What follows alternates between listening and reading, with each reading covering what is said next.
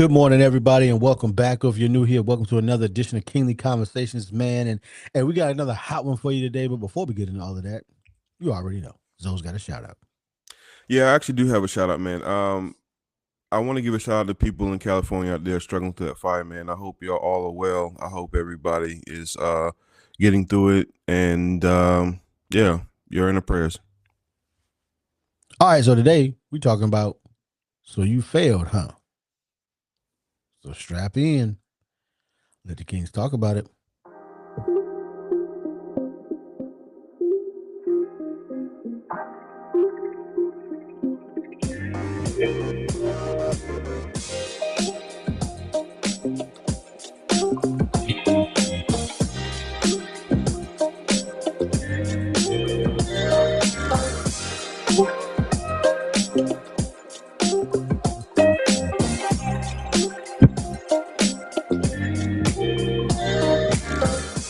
All right, good people, and welcome back to another edition of Kingly Conversations, man. And as I am every single week, you already know who it is, man. It's Alan.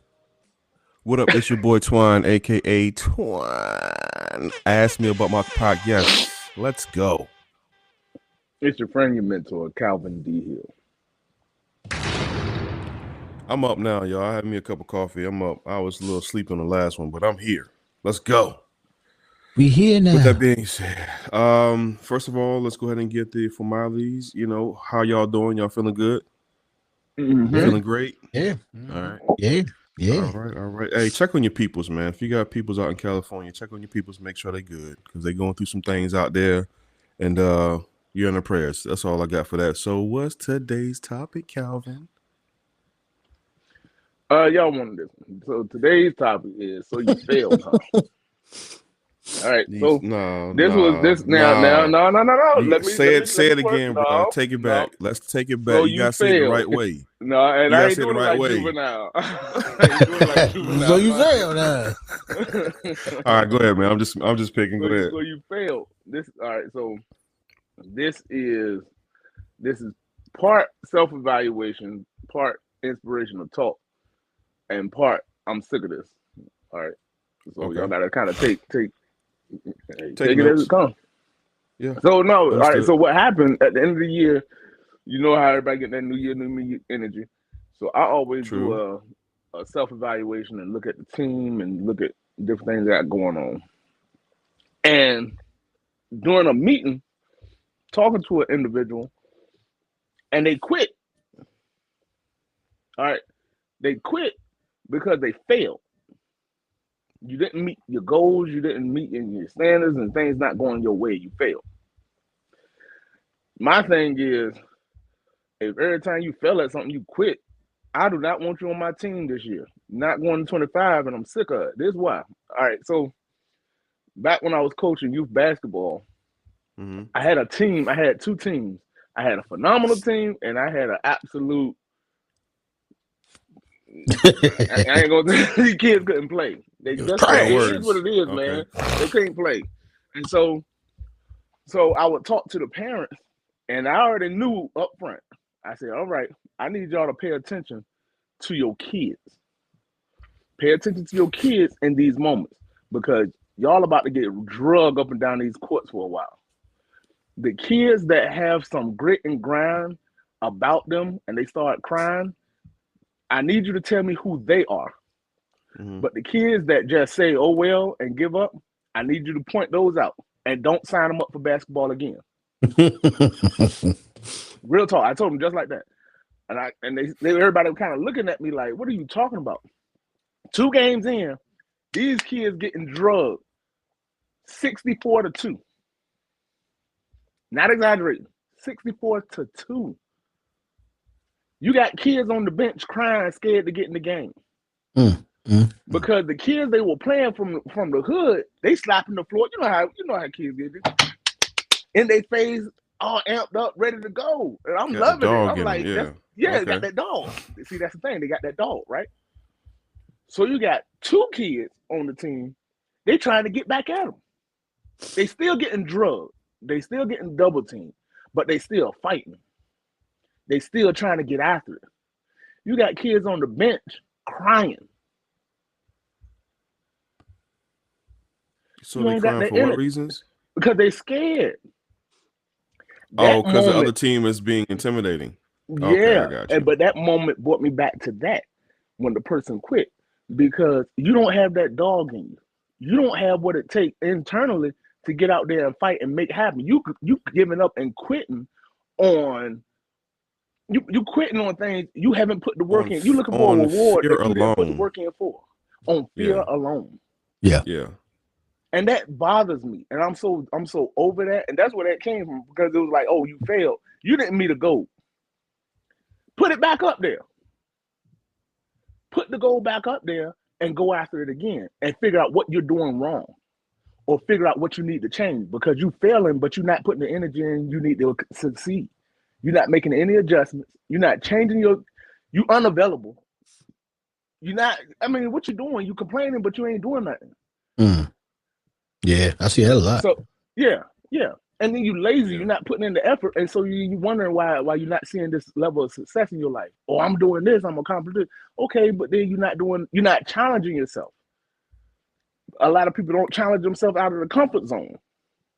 So it's like you want to, as long as you winning in this arena in life, you won't put an effort in that arena in life. So you quit and you stay in that pocket. You stay in your safe place. That's fine. That's where that started from. And then that conversation kind of went into, oh Lord, were you lazy? I'm sorry, say what? Were you lazy? Were you lazy as a coach or was the kids lazy as listen, a team? What hey, are we listen. talking about? I'm talking. I'm confused. But I know. But this was in the meeting. I was using the story of the basketball to tell you that moment. I brought it back to that meeting because that's what that was for me. A lot of people have excuses because they're scared. For sure. They're just scared. I can't do this. I don't want to. I should. How, Sway? Is that how?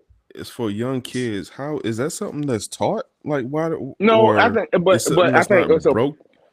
No, I think some of it is conditional. I think some of it is environment, what you've seen. Some of it, not all of it.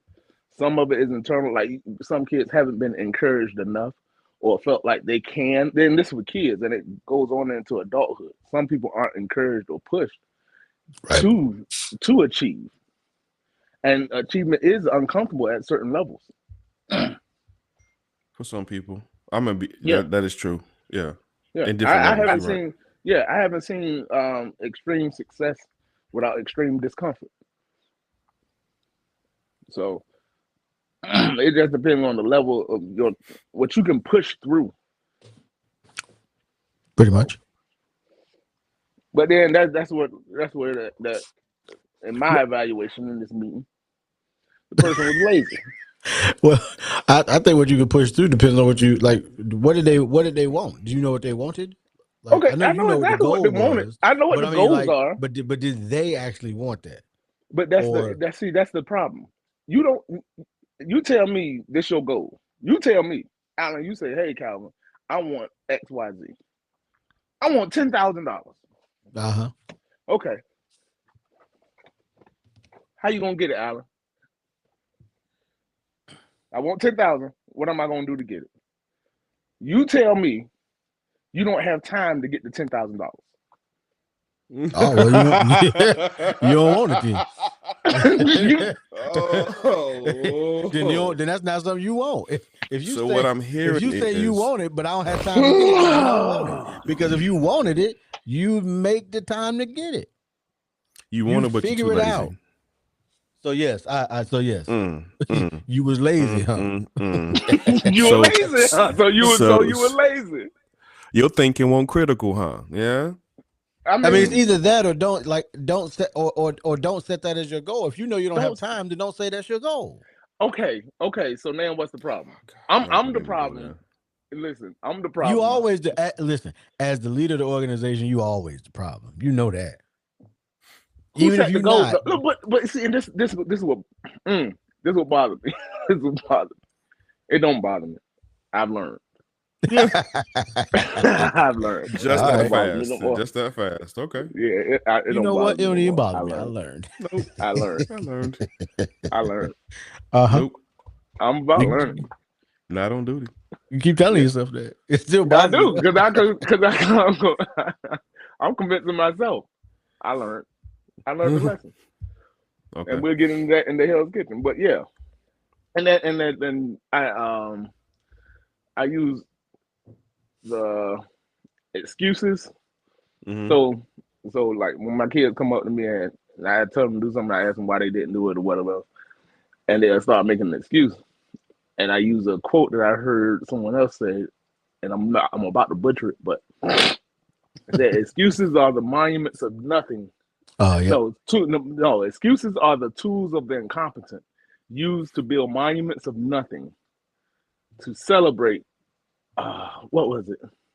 To celebrate or commemorate uh, I'm gonna emptiness or find it. something like that. Yeah, it was a good quote, but it was basically like you making excuses for nothing. Its excuses are tools of incompetence used to build bridges to nowhere and monuments of nothingness. Yeah, And those that's that the one. use them seldom specialize in anything else. Yeah, that's the one. That's the one. I'm sitting there like, woo, mama. And the people that are full of excuses don't have patience now. I have a question. You got to answer. So we talked about the athletes that you had in your organization, and now we're saying that they're making a lot of excuses. Are the parents like? Do we look at the parents as far as Oh, why the no, child's that way? not all the time. Not all the Okay, time. not Not all all the the time. time. Sometimes Okay, you got to put things on individual levels. You can't always blame a parent for everything because some understood. parents try to push their kids. Some parents try to encourage their kids. Right. Got it. So they fighting the battle uphill. Basically, Yeah, they but pushing, they yeah, trying to yeah, encourage them, but the child is still okay. yeah. But that's why I told them those parents because I told them pay attention to who's responding, how the child is responding, because that'll tell you what you're working with. But Don't as an force organ, yourself. yeah. Yeah. But as an organization, though, like for the youth, should you not just take it as is? Like if the child, you're trying to develop teamwork with a child and all other good stuff. Like you don't take that into a factor when dealing Yeah, with you do, attitudes or but at the same excuses. time, you do, but at the same time, it's like okay, you can teach them how not to make excuses. Give them the tools to use to actually take accountability and ownership for what the Mm-hmm. results are. Okay, Mm-hmm. so every now and again, though, you don't fight the child. You use like take the child for who they are. Okay, and sometimes they just aren't that good at this thing. Okay, so we try to find the environments where they are so we can encourage their build their confidence and self-esteem up. Because Right. some issues is I am naturally not good at this. Basketball. Okay. Some kids are not coordinated to play basketball. So you don't Okay. keep forcing the kid to keep doing that. You put them in an environment, okay, where this kid can draw. Okay, well, let's encourage that because they're good at that until their self-esteem and their confidence is increased to the point to where they feel like they can go meet the next challenge and they have the desire to put the work into. All right. That Cool. that Bet. go with most people in general. That go with most people in general. And most people, it's sad to say, I feel like a lot of people are forced into workspaces that they're Okay. actually not good at. It doesn't complement their niche, like who they are. Gotcha. All right. So me being a very straightforward guy and try to keep it simple. If you trash, get off my court. Go find something else to do before you come up in Absolutely, here. Okay, I absolutely. got It's you. nothing All wrong. right. It's nothing wrong with Go saying that. hey, you need to go try some finger painting first. Get your confidence up. I And mean, then you no, can come back. really, because it damages people to constantly hear you're not good at something so much, and it spills over into other It's areas in crippling. life. Yeah, Yeah, I can see how that might be crippling yeah. to a young person who think they Michael Jordan or think they Steph Curry. And when they Now, get on the now court, see that's a different it's situation. different. You got those ones that think they all that and good, okay, And they not. and they not. But So then how do you have coach an uncoachable person? No, I don't coach uncoachable. I don't do that. I get you to see your results. Do you like the results? Hey, look, no, joke. Do it. So you find a kid that's overly confident like that, right? They think they carry it, okay? I say, great, I'm glad. Here you go. You shoot threes, make 5 out of 10 over there behind the 3-point line. And do your little move too. Step back. Everybody got to do step back. Everybody got to do the step back there. That's the thing. Off balance shots. Yeah, yeah. They love it. I love it. I be like, yeah, come on, you can do it. You can do it. All right, Where 10. is that, Just though? make 5. Just make 5.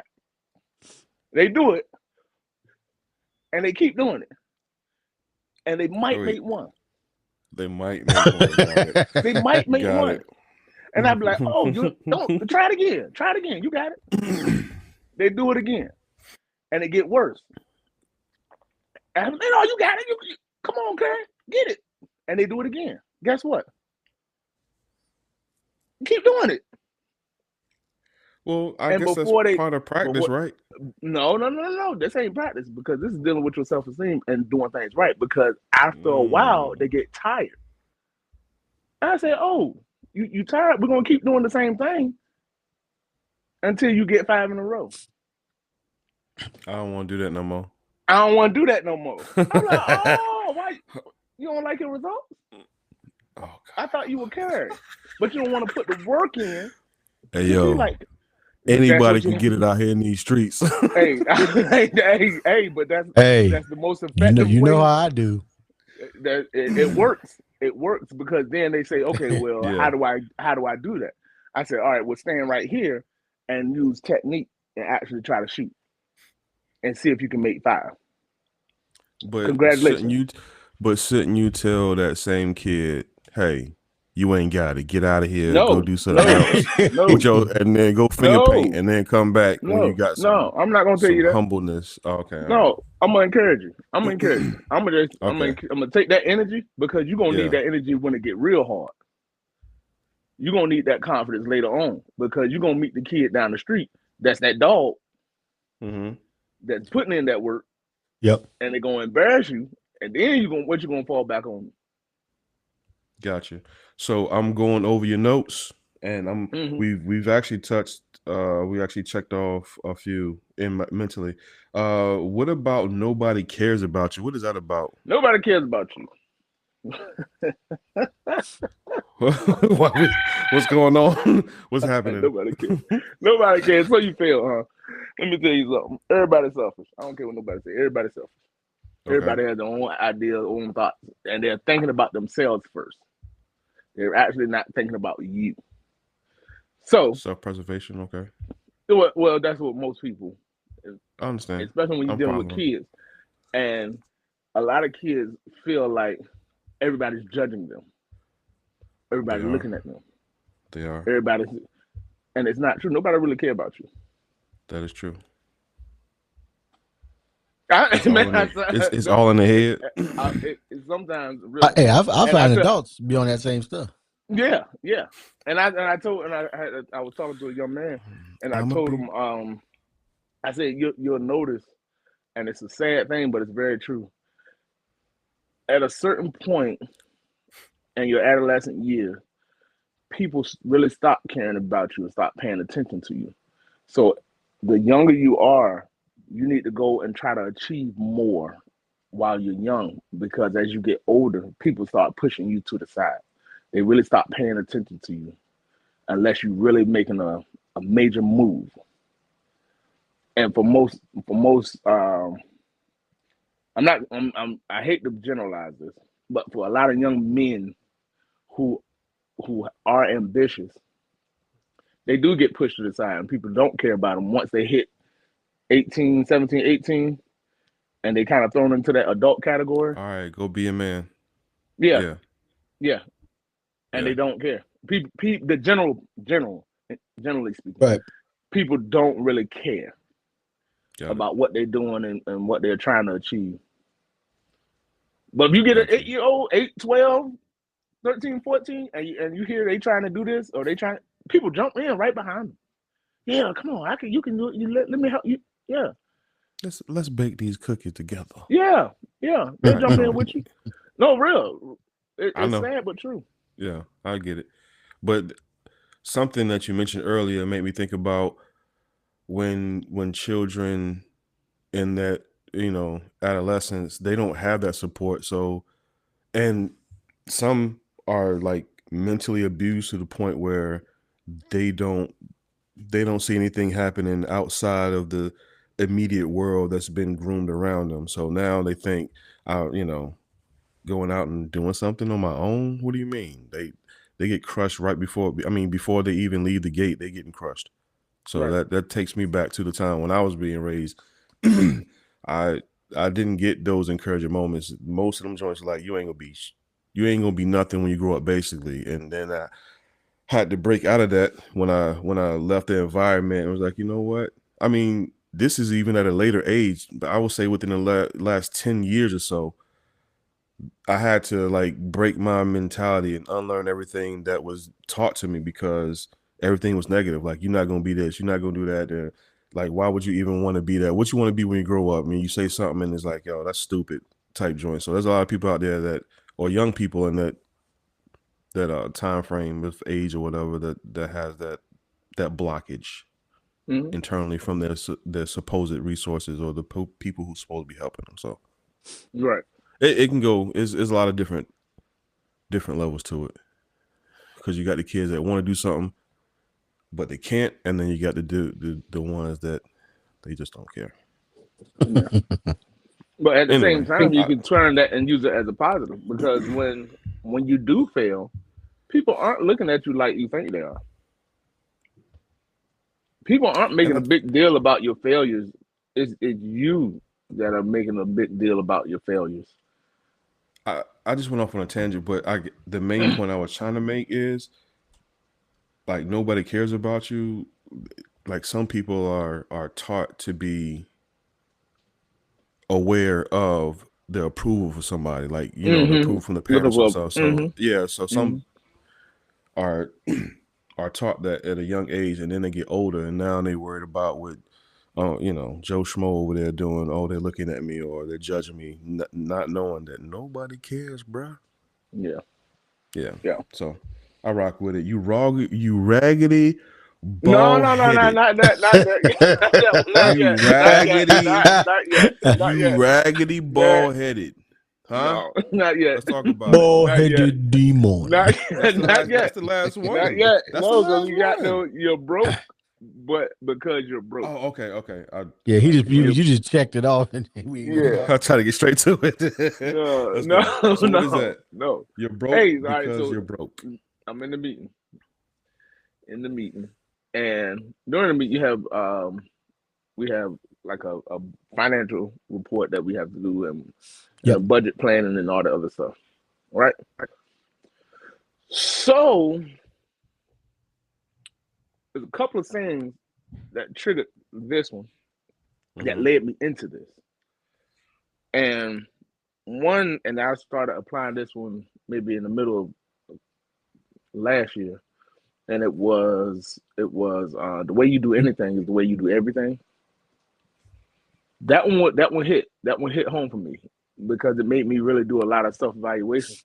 And then I began to notice how that is somewhat true. How you do anything is how you do everything, and what it's talking about is the attitude and your discipline towards a thing. And so, when you have or you want to do things with excellence, or with a very high level, you apply that to whatever you're doing. So if you're not doing something, it's actually like you're not even touching it. You're not even worried about it. But whatever you are doing, you're applying with the excellent spirit, the excellent attitude. You're trying to do the best you can. If you have that attitude, if you have a very lackadaisical attitude towards something, you have a lackadaisical attitude towards everything.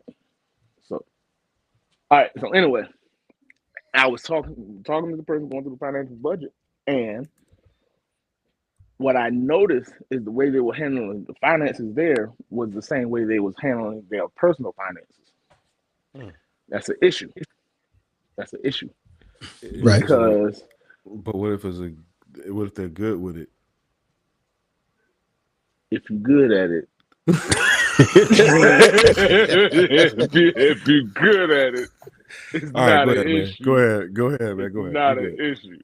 I got you. But if they're bad at it, let's move on. If you're But since bad at it, you're not good at it, it's an issue.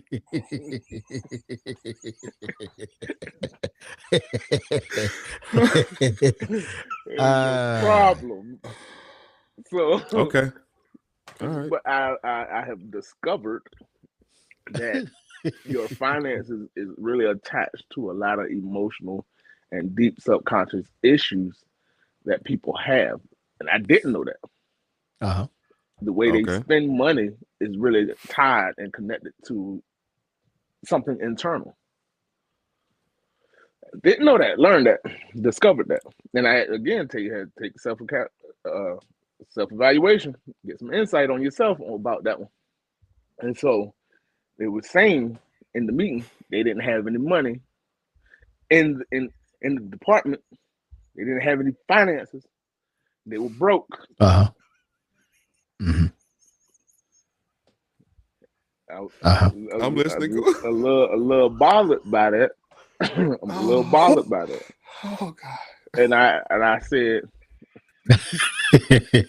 well, are you broke? Ooh.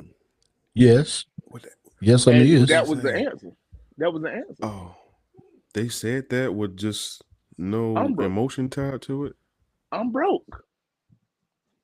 Hey, some people okay. You know, they'll And acknowledge there's the more truth. to that. It's a lot more to that.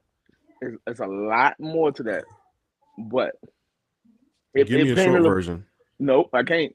It was very enlightening for me though, because I had to really put a pause on some stuff and say, all right, You had to that's not going reconfigure to some work. things. And once you find out, when you start confronting people, especially with finances and stuff like that, you find out a lot. And found out the person was broke internally. No, see. Internally broken. I see. Mm-hmm. And I just discovered it through financially broken. So, yeah. Double homicide. Oh man, stop. No, but it was real, and it was rough because all right. So and it snowballed. It really snowballed. This taught me a valuable lesson, and that's why we're getting to Hell's Kitchen next. It really put me into it threw me into a frenzy, because if you got 5 people sick around you, guess what? More than likely, you about to be the 6th. Yep. For sure. 5 people around you got a cold, and you hanging around those 5 people. Guess what? You number 6. Chances and in this are. situation, when you have financially broken area, you're gonna have to pull and dump into that area to refix it, and it pulls other areas down. So, without going into all those details, that's very frustrating for me. And I'm not doing that.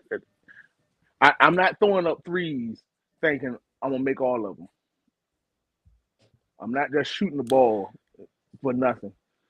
I'm gonna go back to check the results, and if I don't like my results, we're gonna change something. Got it. Okay. So that led to the comment, "You raggedy, bald-headed demon." You say something before the problem hits. Don't let me discover it. Don't be be accountable. Take ownership. Don't I couldn't no. So they should be able to. They should communicate that. And so how are they able to communicate something when they're broken and they don't know that they're broken? But that's how you find out they broke, because I didn't know they were broken like that. Got it. Because you mentioned that, don't wait until let me know ahead of, like, I don't want to say ahead of time, but let me know before it gets to a bad point. Right. Basically. Right. So but then it goes back to what you were saying. I'm just tying this all together. So that goes back to what you're saying, like, yo, how do you know how they supposed to know it's messed up when that's what they're used to? So for them, that's normal. Right, because you're broke. Yes. And in more ways than one, yes. Yeah, right. You're broke. Okay. So how do you deal with that? Do you put them? Do you sit them down? Do you sit them down? Which one? Which one you want? Who you want right now? Who you want right now? Which one you want? Because in some realms there is a way you got to make a command decision and remove the person. Got it. Because that's a problem. Again, you can't. Well, if it's a problem, like some people work through the problems, and some people is like, no, it's not going to work. Some do, and then like in your workplaces, they have corrective actions, IPKs, KPIs, and stuff like that they use to evaluate things, and then they make adjustments, and then retrain people and stuff like that. You do go through this whole process. My slight issue is a little different because if you have someone in the lead role that creates the process, that's different. You have someone that is supposed to be setting the example for things, that's different. To me. I'm just leave it like that. Just show your level of comfort when it comes to rectifying issues. That's what it comes down to. Yeah, it just depends on how you. You can be completely open and honest, or you can save people emotions. Either way, as long as you love the results, and as long as you like the results. Let's end that one right there because now we're going in the hell kitchen. All right, let's do it. Hey, thank y'all for listening. Appreciate you. Alan, you got any closing thoughts? I'm gonna get straight to it, man. What the music at? See that? And you had the music up. Jeez, you gotta be quicker than that. Tripping, bro. So I know Calvin ain't got no closing thoughts because he's ready for the next round. So I want to get straight to it because the iron is still hot. Thank y'all for listening. We appreciate you. We love you. See you next time. You raggedy bald-headed demon.